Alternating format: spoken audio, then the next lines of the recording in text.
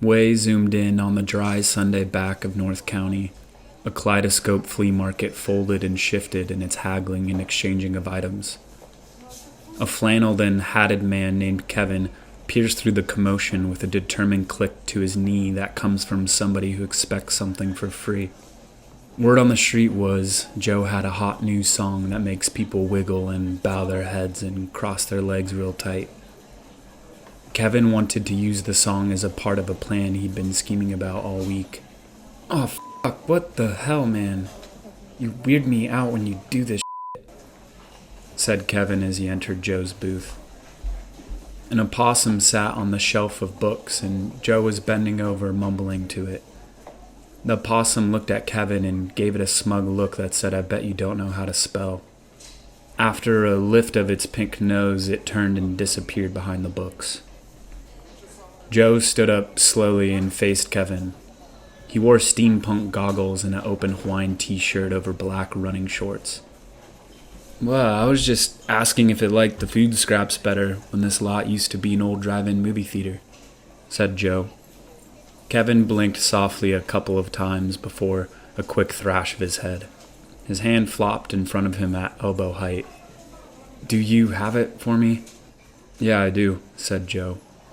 He stood for a while there with no effect to his words and just looked out through his dark, smudged goggles to the surrounding flea market and to the distant hills cupping the valley.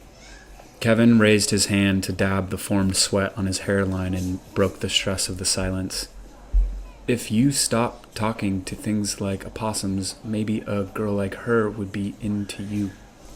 Kevin had a booth selling dental insurance and vague, extravagant cruise vacation packages to different parts of Baja. At last week's flea market, a girl opened up a booth next to him who makes her own hats and clothes and small pillows. She has high-cut bangs, an array of tattoos, and she makes people laugh uncertainly with her third-eye banter and her stare that never budges. Kevin usually didn't go for girls like her, but he lost power to the cut-off black shorts she liked to wear and the midriff she liked to show. He wanted to play the song on his speaker and use it as an icebreaker. "Jesus Christ, you're a tripper. Earth to Joester, can you get the song, please?" "Yee," replied Joe. He tiptoed through his booth, holding the corner of his Hawaiian t-shirt balled up in his hand behind him. He bent down over the cassette-filled old wooden milk crate and started rummaging through. He put the songs in cassettes because it fit the flea market aesthetic better and made the songs more shareable and holdable when written in stories. The song he'd been passing around was called "Better Weather" by the artist Danica. As he had explained, and as Kevin had ignored, the song must be listened to loudly without other ambient noise. Joe viewed the song as a wedge for opening the overlooked creases of life with its loping beat and swirling, falling snowflake melody. He did not know anything about Danica, but could feel her visceral disappointment if her song were to be used to interrupt a witty girl from selling her crafts. Joe knew exactly where the song was, but rummaged for effect.